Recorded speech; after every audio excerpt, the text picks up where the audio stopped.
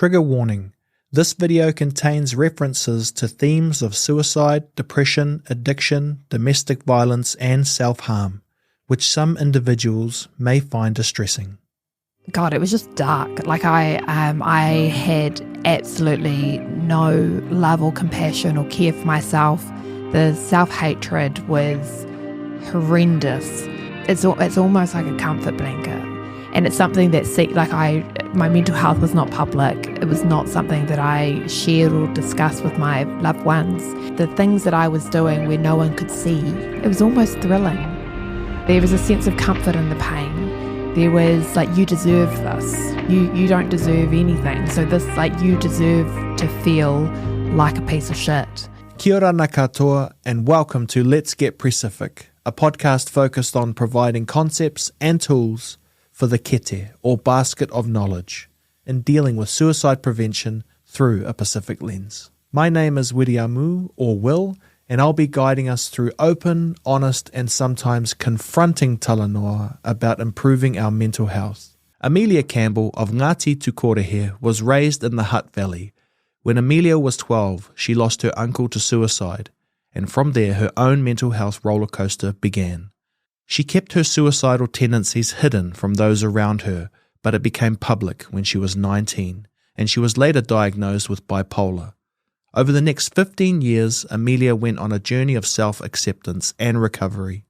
Amelia now works in HR and has started a well-being initiative called Connected Communities. So I'm from Ngāti Tukorehe, which is in Kuku in the Manawatu Horowhenua region. I grew up in a small suburban town on the western hills of the Hutt Valley. When I'm outside of the Hutt, I'm very protective of the Hutt, but when I'm in Wellington, I grew up on the western hills. I'm one of 4 siblings or children. I'm the third child of 4. There's 6 years between number 2 and 3, so I'm quite alpha. And I'm the oldest of the middle. Mum and Dad grew up in a lovely, welcome, open family environment. It was always safe feeling, calm, beautiful, easy. And in my own journey, I kept a lot because I didn't want to disrupt that. It was a safe space in general. I'm now 36. I live in Tamaki Makaurau. I am building my own path and I'm here for the journey. That sounds quite idyllic. Yeah, it was, very much so. And it doesn't sound like where our conversation might lead towards. No, it doesn't. We had dinner around the table every night at 6 o'clock. My mum was a stay-at-home mum, and so she put a lot of effort into keeping our family united and having open communication. We would often be asking every day, how was your day? What did you get up to? And everyone went around the table having their part. It was, very open, loving, would say I love you openly to all of my siblings if I felt that need. There was no shame or hidden secrets behind it.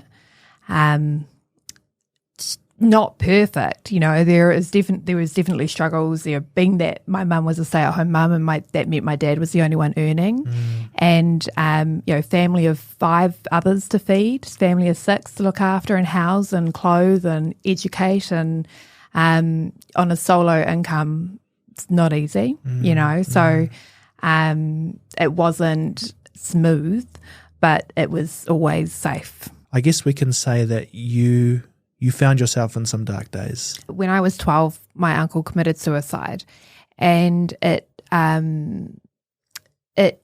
rewired my brain, and it started the path that I've been on ever since. I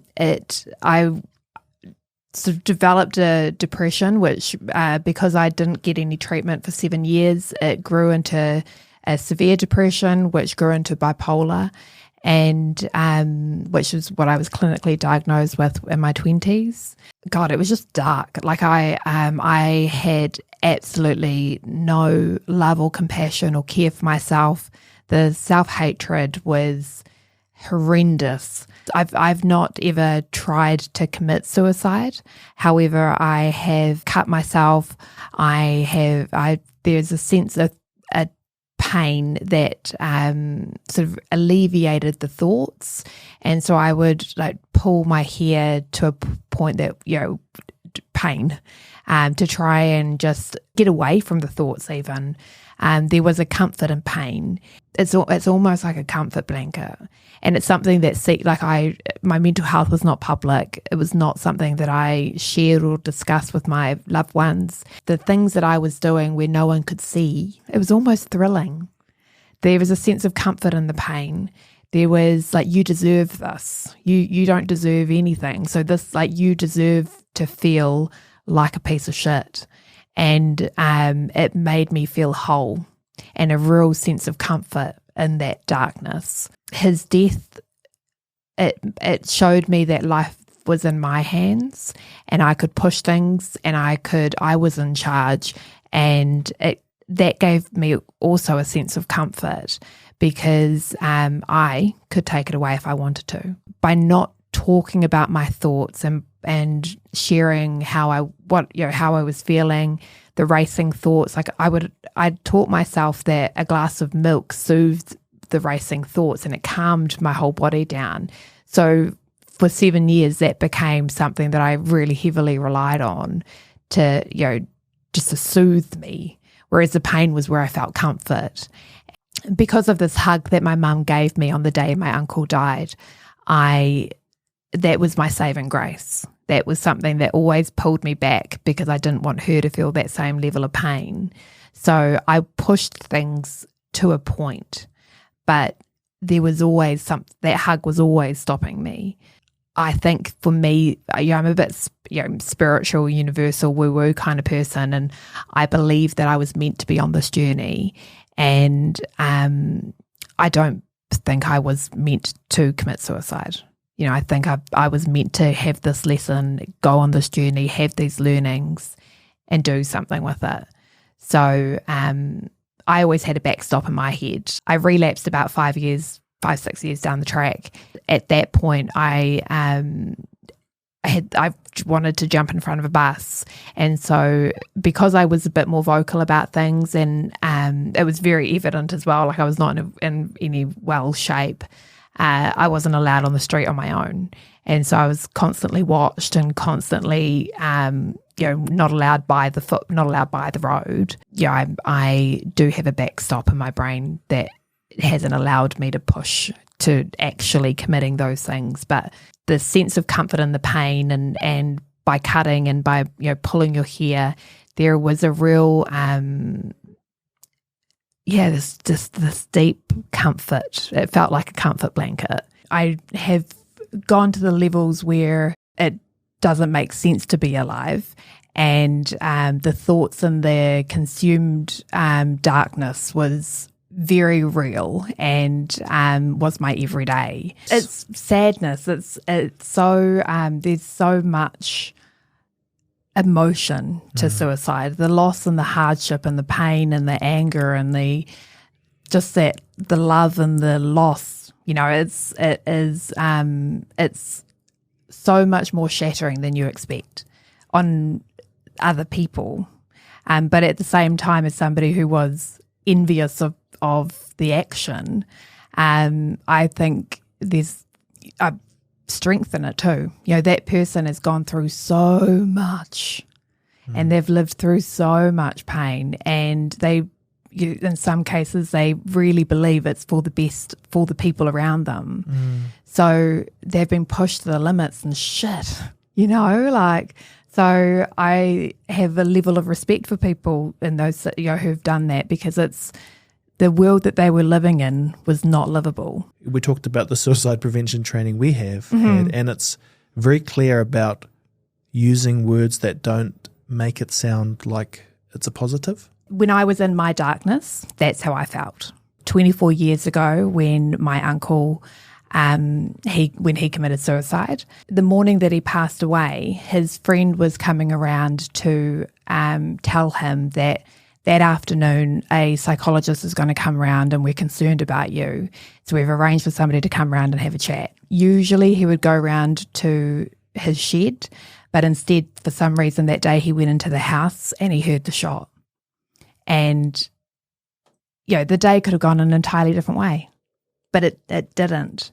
And when talking to the psychologist, he said, hearing what his behaviours were like, they likely would have diagnosed with bipolar, but the actions were done. How old were you? 12. And that's somehow locked into your psyche. It changed the wiring in my own brain. Within the month of that happening, I had an entirely different association to death. I had a choice, and I could take it away if I wanted to. And it's that I kept those thoughts to myself, because of what my family had just gone through, and also the dynamic of my family at home. I didn't want to disrupt the boat, and I didn't think it was associated to that. I just thought that this is what adolescence is like, and so every kid is going through this, so why bother talking about it? The depression started. I didn't connect it to that at all. 7 years later, when I saw a doctor about it for the first time, you do this test, and I was diagnosed then with severe depression. So that went 7 years not discussed, completely hidden. I went to the darkest places. The same outline you gave of that upbringing, did that prevent you in some way from exploring out loud those thoughts early on?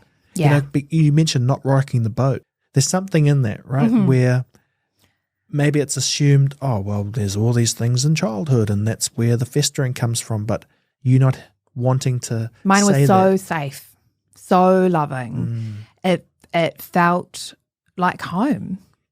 And I didn't want anyone to be concerned. I didn't want anyone to have to put any extra effort into me. I was very much a silent doer as a I was battling lots in my head, and so it was just at school I didn't talk.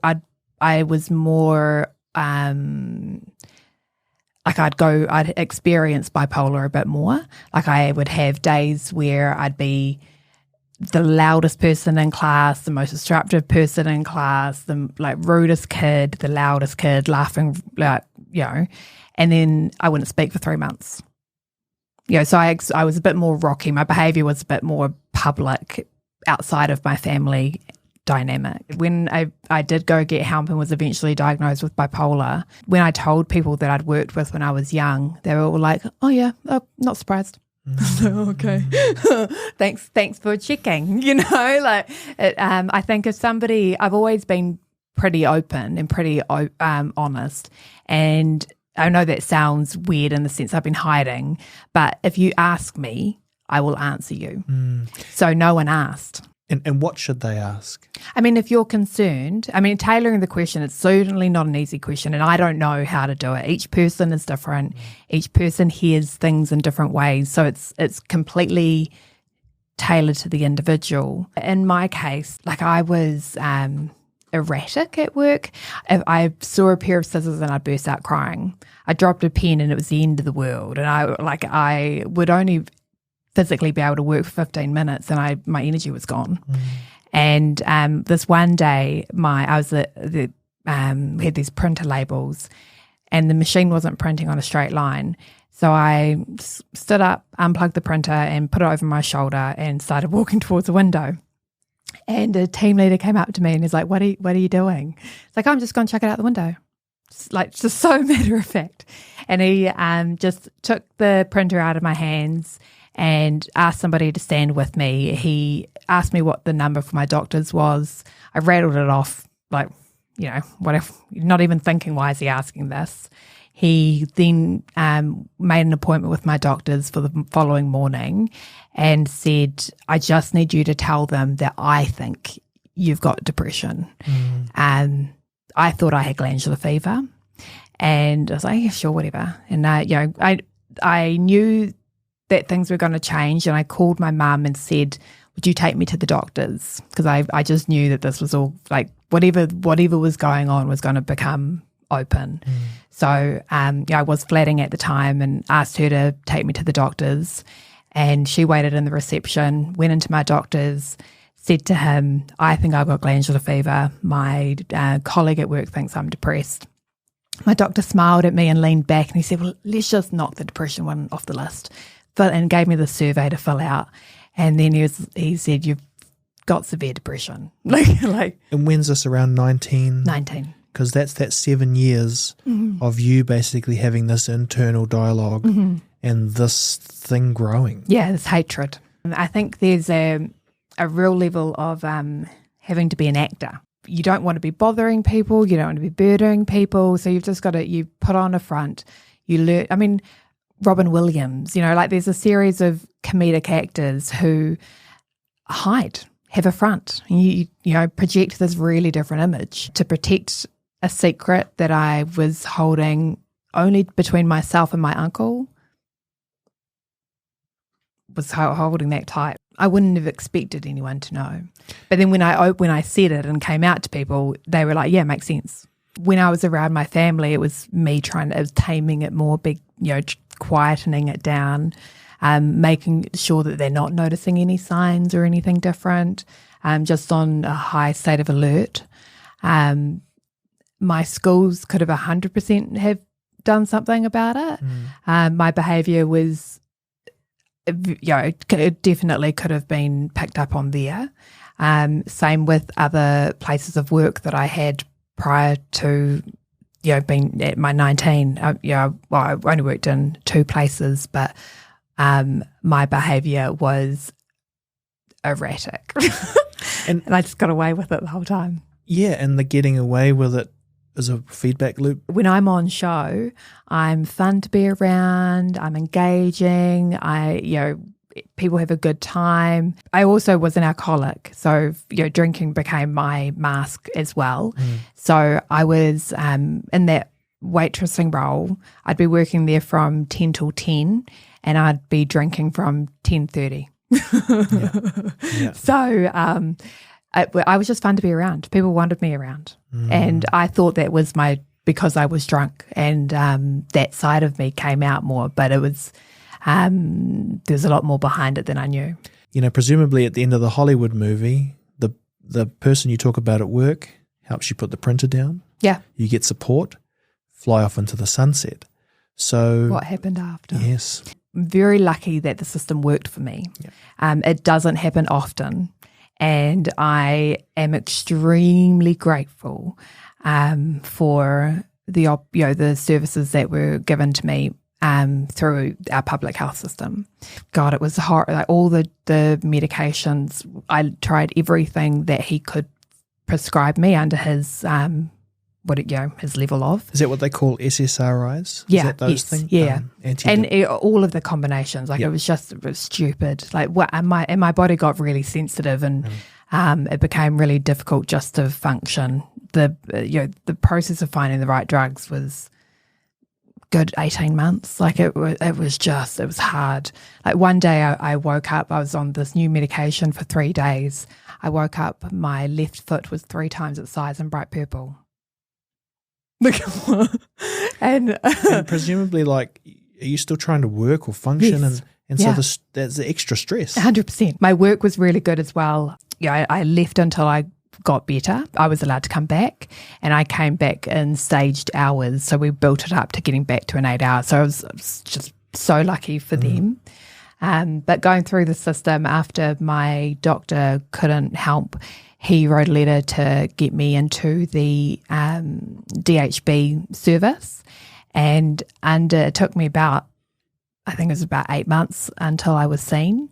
And then every week I had appointments with psychologists, psychiatrists, alcohol and drug counsellors, occupational therapy. Wow. I had, it was my job was to get better. For me, the thing that made me get better was that I really believed that the lessons that I needed to learn were also lessons that my uncle needed to hear. And so I was going on this journey for him first.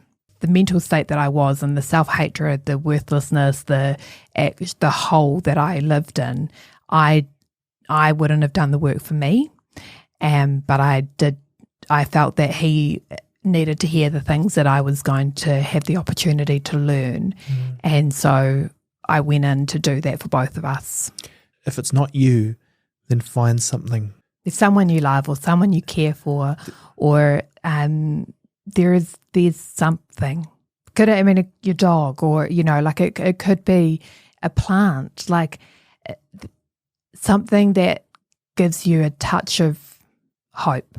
And if you've got something, because it's not you, you don't value yourself, you don't see any light or any positivity within yourself. We didn't have much of a relationship outside of Christmas and Easter. It's because of him that I have gone through these lessons, and I got to do this at an age where I was learning about myself, learning how to reframe, taking ownership of myself. I've relapsed since, so it's not like, and I know, there may or may not be another relapse in the future, who knows, but I am really grateful for the lessons and that I get to now live my adult life with the learnings that I have had. If it took that 7 years to build this thing, the hatred, then am I right around the 20s is when the really dark thoughts? Before I got help, I was an insomniac, and I was doing a lot of self-harm over between 2 and 4 in the morning, and I was very dark. But then when I started getting help and the story became public, and one of the first things my mum made me do was tell the rest of my family. Right.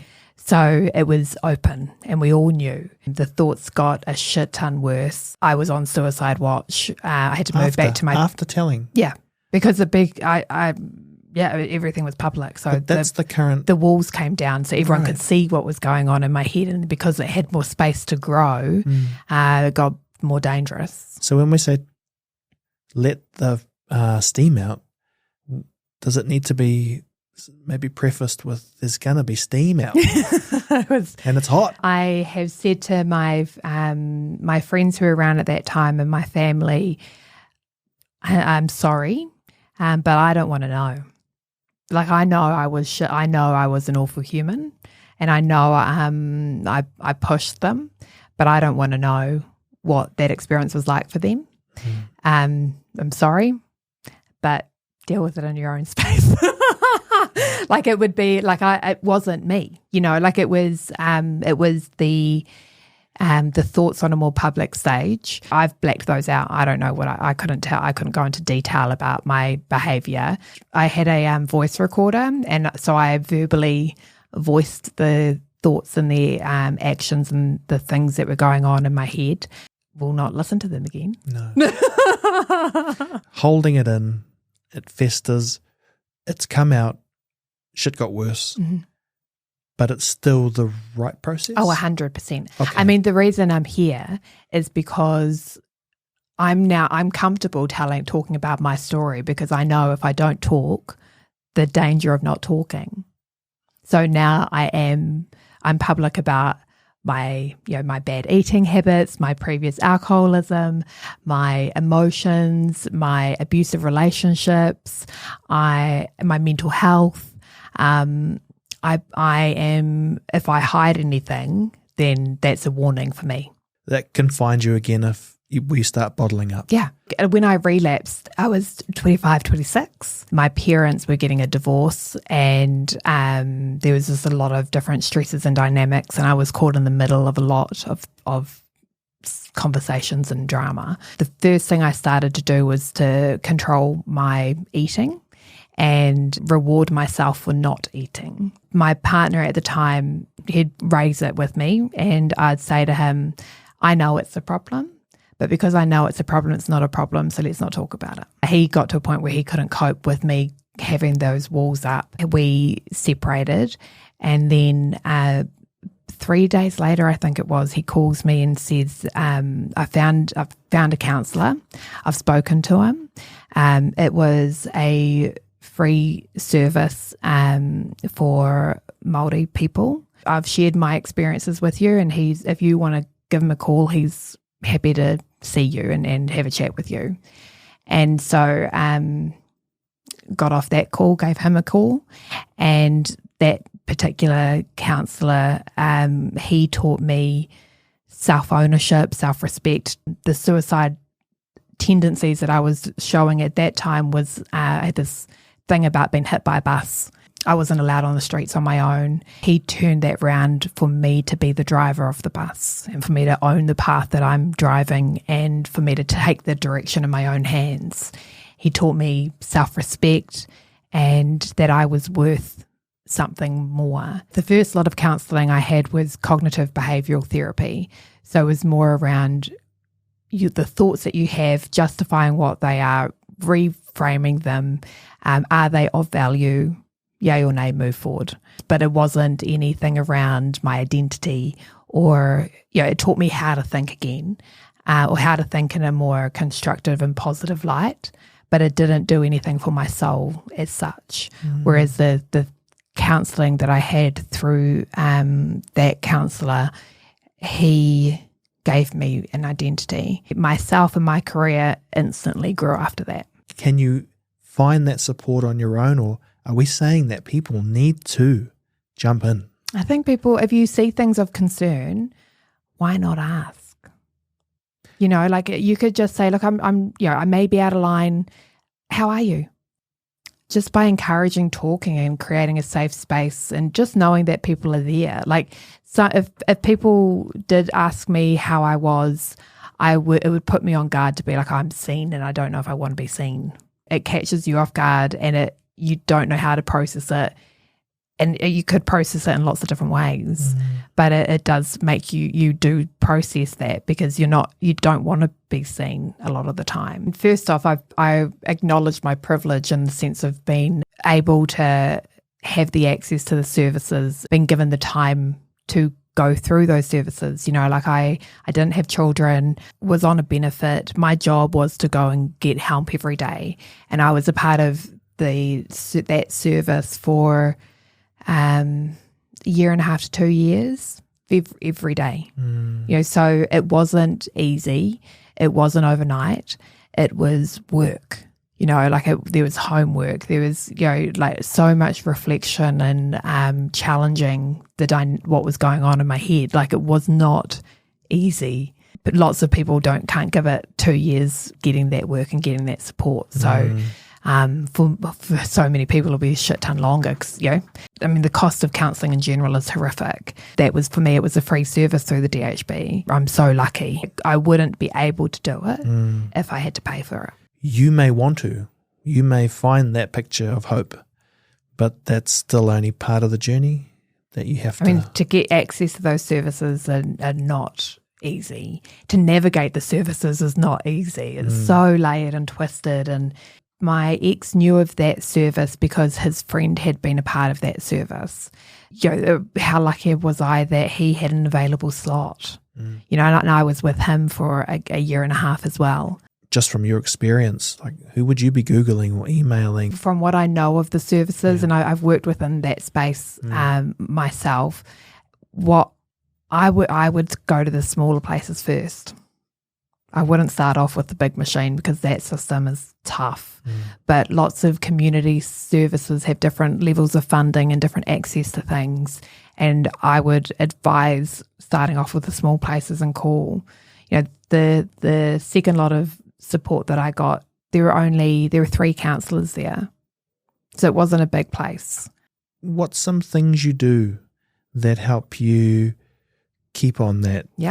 How do we frame it? Just that the light, I was taking 22 tablets and 15 different types of medications to contradict different things and different side effects. I had no thought in my brain. Cognitive behavioural therapy, that was really good because it quietened my own thoughts and allowed me to actually participate in the conversation and learn what they are teaching me, so it was really good. After that service, I got into an abusive relationship, and the guy didn't like that I was on substances that controlled my brain, so he made me come off them cold turkey. part of when I relapsed, I had been sober for, so he made me come off the medication.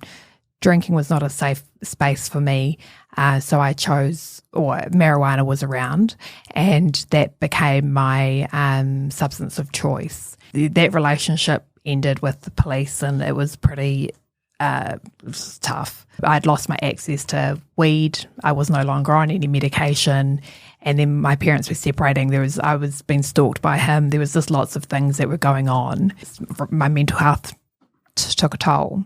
But through the next series of counselling, that's when I really had better tools for sustainable living. When I relapsed, I did go back onto the medication that I was on prior, and for me personally, and this is just me, I instantly lost all my thoughts again, and just like I don't want this to be the thing. So I was only on those for about a month and said to my doctor, I want to give the counselling a go properly first before I go down the medication path again. I am not on medication. I haven't been on anything since then. And for me, it's a lot of self-talk and a lot of maintenance of just checking in with myself, being really open with everybody, being really vocal about how I'm feeling. In my job with relationship management, like if I'm having a bad day, I'm just going to say it. I'm not going to hide it anymore. You mean really doing that, eh? Like actually saying it out loud? People say, how's your day? And I said, actually pretty shit.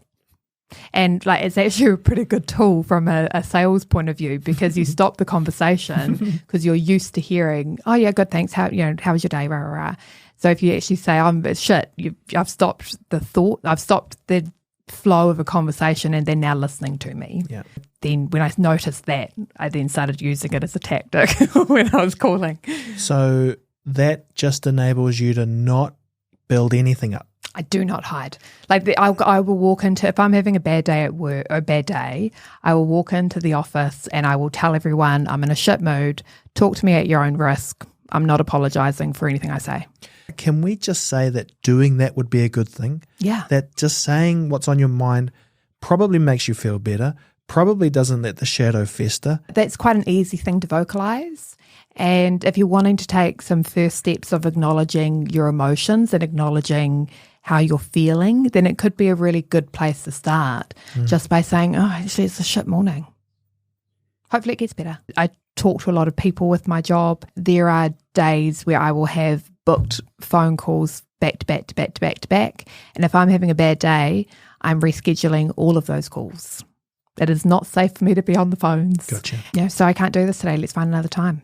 You've also told me that you apologise to yourself out loud.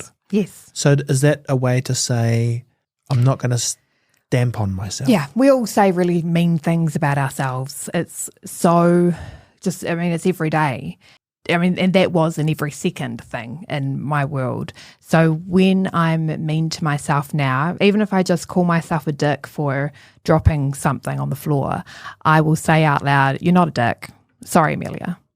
And just keep moving on. So you're like The Rock speaking third person. Yeah, totally. I mean, I do talk to myself because I think by hearing things, it helps me process things in different ways as well. So I do, sometimes I write, but it's the not the most common thing that I do. I often go for a drive and just talk to myself. So talk therapy. Yeah. With yourself. Yes. I mean, but if you're in a bad space, and talking to yourself is not the right thing. Yeah. So I'm in a place where I have the tools, I have the knowledge, I know myself, I know my feelings, I know what is going to push me over. I'm entirely in control in those moments, and I'm not talking myself into things, or I'm just like processing things that I've done in the past or conversations I wish I had in my abusive relationships to stand up for myself, or things that I wanted to get off my chest. I'll just talk to myself and verbalize them, and it takes me on a track that gives me some level of self-acceptance at the end. Talking to yourself is good and bad. And so how do we frame that up? Everything, in the self-festering moment, the talking is hurting. Yeah. But in a space of healing and positivity. I mean, you do know what space you're in. You know, like it's not a secret to you if you're in a bad space. Okay. I know when I'm in a good space and a bad space. You know, the days when I go into work and say, don't talk to me, or I'm not talking to people today, those are days that I don't listen to my thoughts. You know, I don't ignore the emotion. I don't try and hide it. For me, I give myself the day. So if I'm in a shit day, I will be in a shit mood all day. But tomorrow is a new day. And so I don't hide how I'm feeling, and I let myself have those feelings for the day, but only the day. And then I've got to, we're starting fresh. I mean, some days it goes to the next. I'm not going to deny myself from feeling the feelings that I need to feel. You know when the thoughts are okay to listen to and when the thoughts are damaging for you to listen to. And a lot of I should statements are things that we should not listen to. It is so tough, and not just for the person who is feeling the thoughts and feelings, but that, you know, the family, the loved ones, the friends, the mates, the local dairy person. You know, like you don't acknowledge who sees you and who notices you, and you don't know what impact you have on other people. And particularly when you're in those moments, like your blinkers are up, your world is full of darkness and hatred, and just it's so awful, but you can't, there is no light for you to see.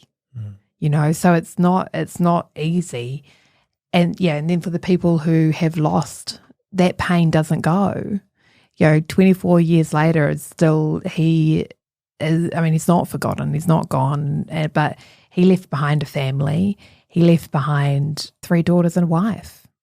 You know, it's not a decision that's taken lightly. Everyone's journey is so individual, so complicated, so twisted, and tailored to every single individual. Like no story is the same.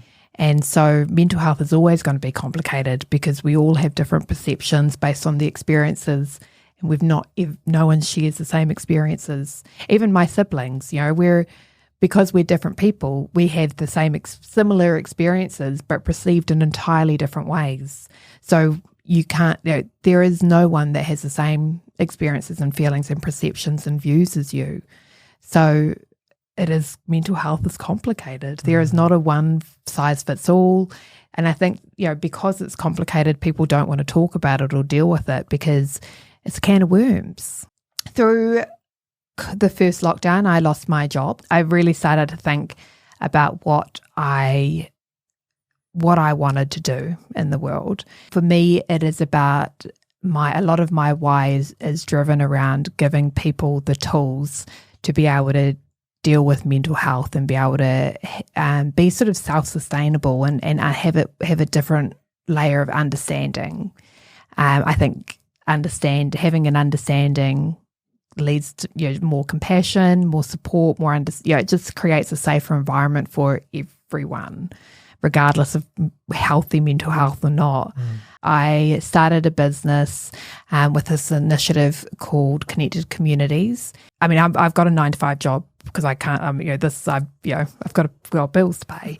This initiative is to target businesses that have high environments of high stress, connecting those individuals' families, and asking the family members what are the mental health struggles that you're observing at home, and then bring in mental health professionals to come and teach tips and tricks and how to have these conversations, how to support your loved one so that well-being and mental health can be addressed a bit more silently and persuasively in the home with a bit more love and a bit more support. Once there is more understanding within the home so that the people aren't, because they're doing the do. It's already stressful. They don't need to be dealing with this too.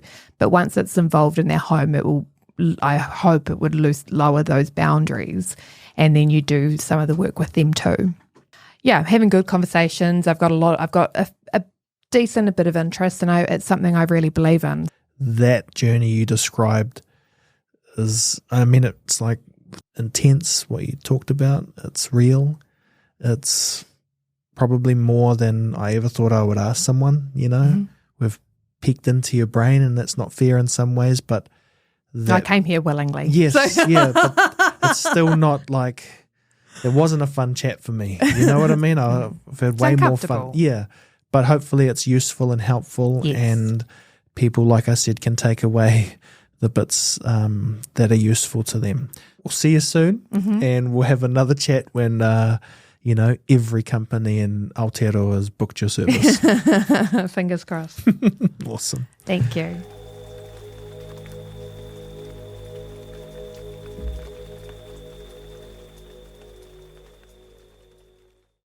If you think you or someone you know may be at immediate risk, call 111 or connect to the following services to get help.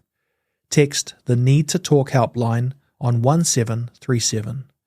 Call the Depression Helpline on 0800 111 757 or text 4202. If you would like more information on suicide prevention training and education, visit LEVAR on www.leva.co.nz. More support numbers are available in the show's description.